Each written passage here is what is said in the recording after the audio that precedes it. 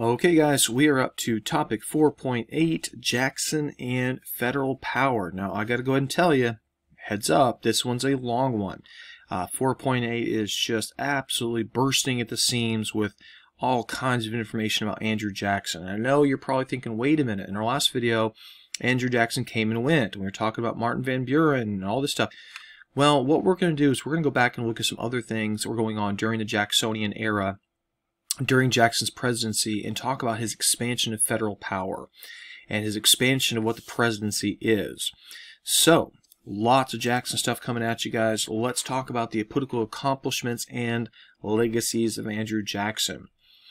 So, we're going to begin by looking at a tariff. Now, this tariff is known by its opponents as the Tariff of Abominations. It's passed in 1828. And remember, which region was most anti-tariff? That, of course, was the South. So let's look at the South.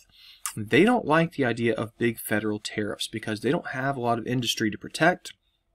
They are big consumers of manufactured goods, particularly from Europe, particularly from Britain. And these tariffs then would raise the prices on what they are purchasing. They don't like that, obviously. And you can see the spike in tariffs here, why the South is so upset. Now, the South is not just upset about the increased prices. They also don't like the idea of the federal government interfering in what they do in the South. In particular, they're thinking, if the South can be forced to accept a tariff that they don't like by the North, what else might the North do to the South? What if the North were able to use that power to threaten slavery and force on the South some sort of limit or maybe even abolition of slavery?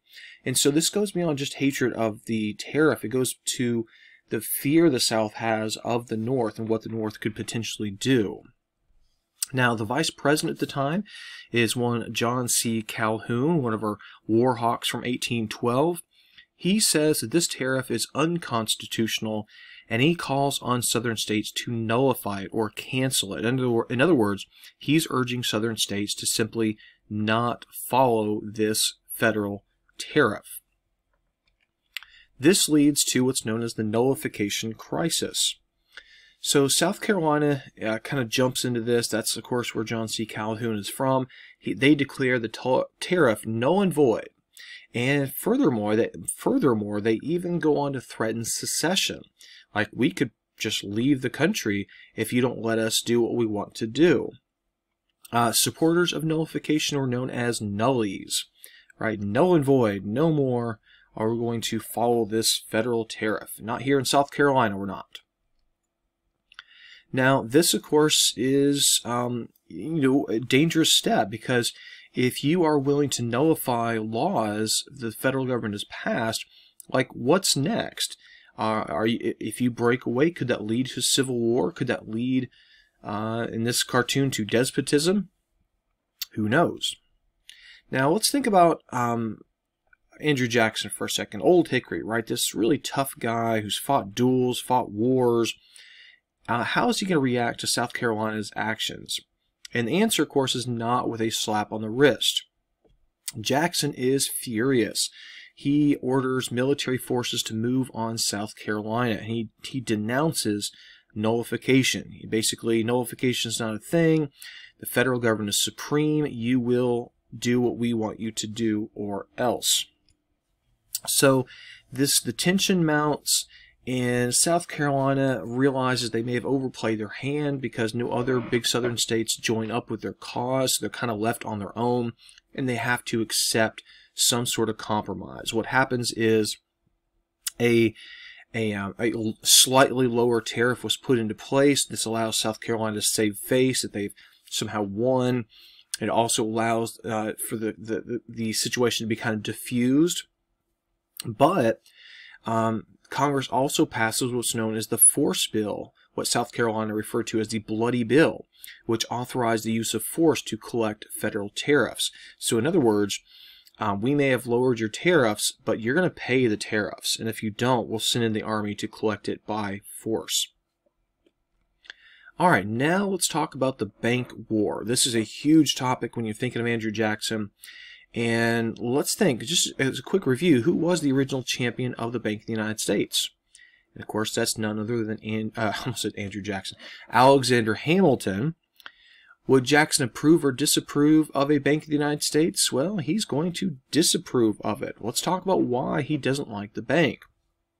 Part of this is Jackson's own background. Remember, he rose from very, very humble circumstances, poverty basically, and poor people tend to be distrustful of any big business because they see big business as out to take advantage of poor people. He also believed that this bank had way too much power because it's controlling as it is a depository for the nation's gold and silver, has way too much control over the economy, and that's something he wants to see reduced. And he's also suspicious of the bank because even though it has all this political power and influence, it's not accountable to the people because it's a private bank. The government may own the majority stock in the bank, but the bank itself is a private institution, which would, of course, not necessarily put America's best interest ahead of its own profits. And he doesn't like the bank president, Nicholas Biddle. Biddle and Andrew Jackson have a real, just bitter relationship for sure. All right, now another reason that Andrew Jackson is not a big fan of this is political reasons. A lot of his supporters come from the West. They tend to be poor farmers, or at least, not wealthy farmers, and they are always looking at the bank with suspicion that they might be foreclosed on. And so he needs to protect those people because he doesn't want them to vote for somebody else. He also is suspicious of this institution because what it's doing is putting the profit of its shareholders above the people. They'll do what's necessary to earn a profit, but not necessarily take care of the American people, or at least that's what Andrew Jackson is alleging that they would do. So, like everything, it becomes really, really political.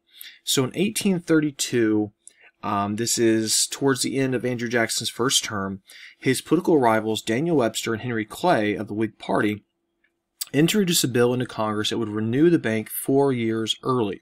So in other words, the bank was set to expire, its charter was set to expire in 1836.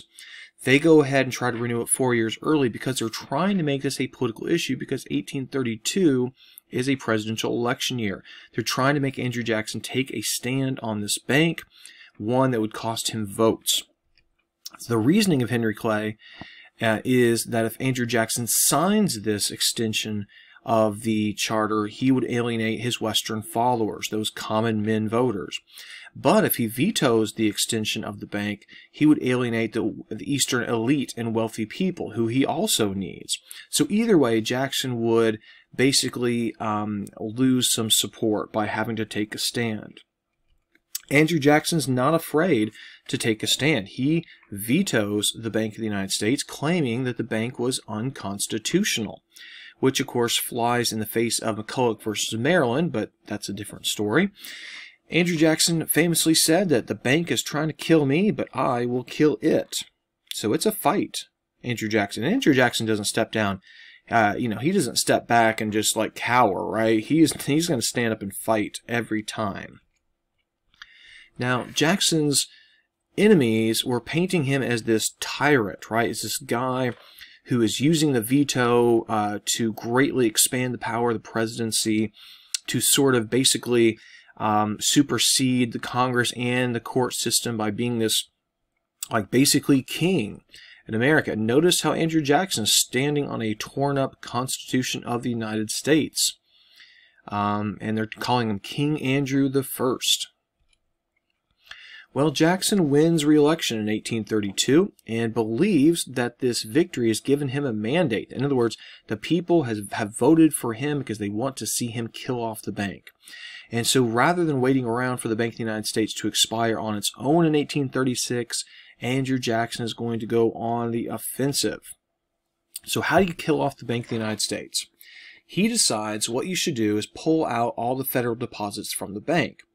And if you take federal money out of the Bank of the United States, what you're doing is you're taking basically its lifeblood, because the banks have to have currency. They have to have capital to loan out and pay back and so forth. And if you take the money out, the bank will simply just die off. That's the plan. And there is Andrew Jackson, and he's watching as the bank, okay, that she represents the bank, is coughing up those deposits, right? She's getting red.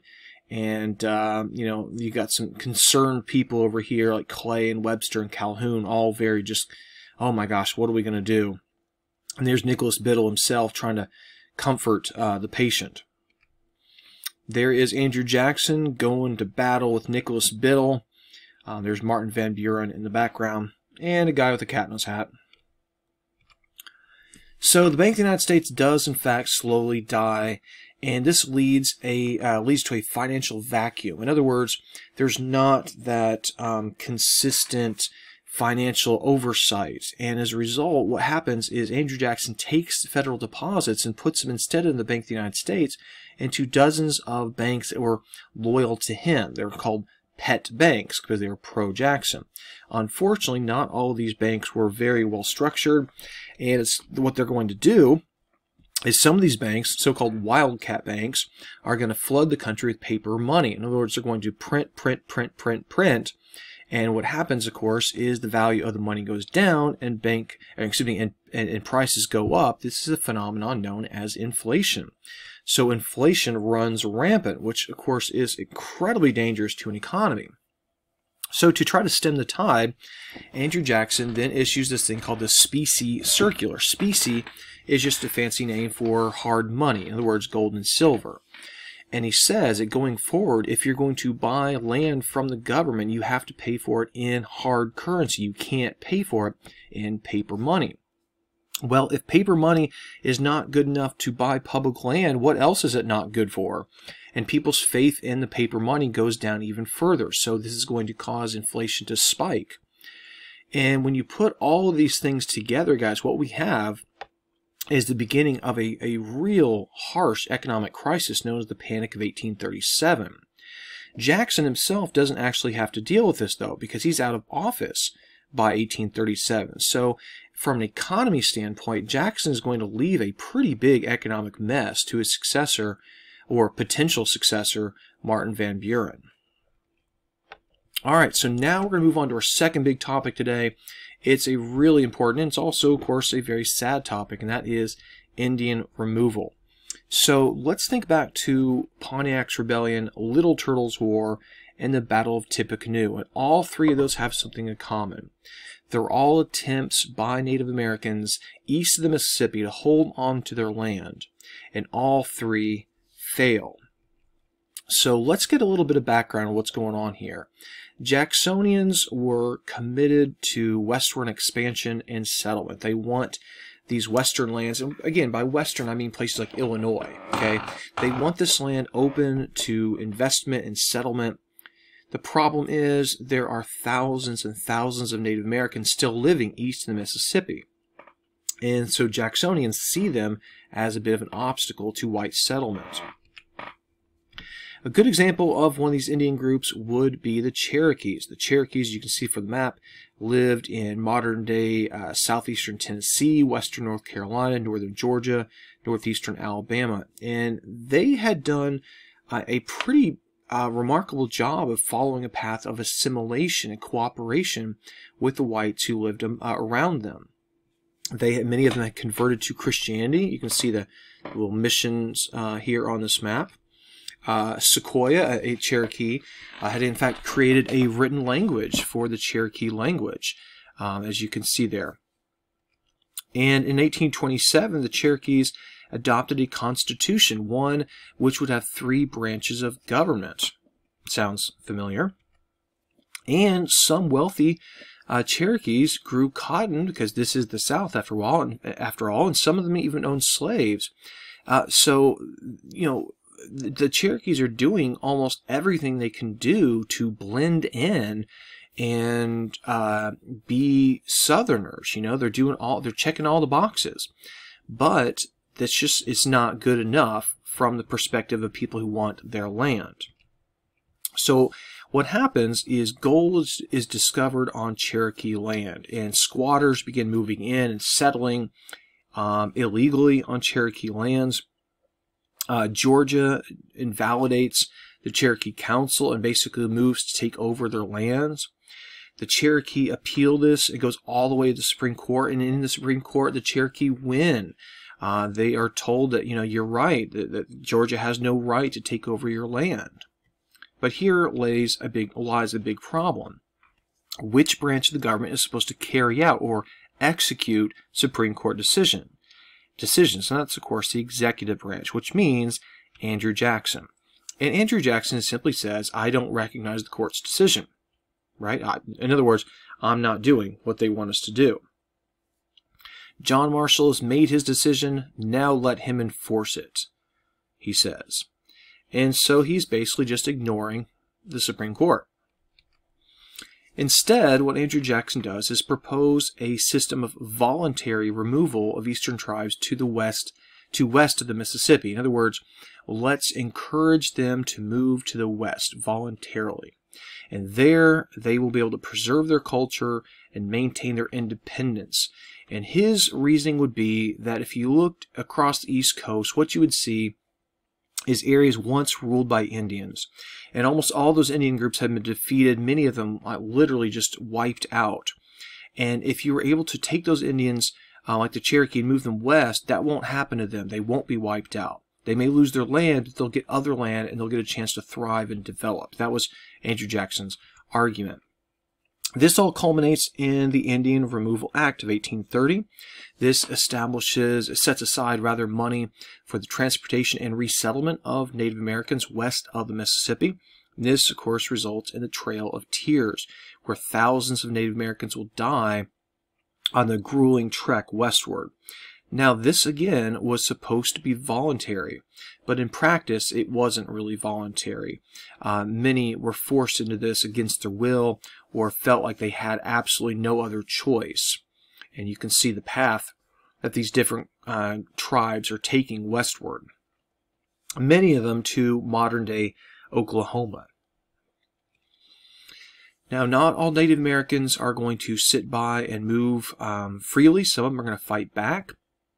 This results in a couple of conflicts, one of which is called the Black Hawk War of 1832, when Sac and Fox warriors are fighting back. They're led by a guy named Black Hawk, but ultimately they fail, and they're forced to push westward nonetheless. Down in Florida, the Seminole are also going to fight back. The Seminoles and also some runaway slaves basically retreat to the Everglades, where they refuse to leave. A guerrilla warfare breaks out, which becomes just very bloody and violent, costing thousands of lives. And when it's all said and done, about 80% of Seminole will in fact leave and go to modern-day Oklahoma. However, the other 20% stayed behind and hid in the Everglades, and some of their descendants still live in that part of Florida today. All right, so that, guys, is our talk on Indian removal, but also the Bank War, Andrew Jackson. I mean, what an incredible mark he left on history, for better or worse. His legacy is one that you definitely need to be familiar with, because Jackson is a favorite topic on the AP test. So be familiar with what effects he left behind, whether that's Indian removal or the Bank War or the Nullification Crisis. Be familiar with all three of those things.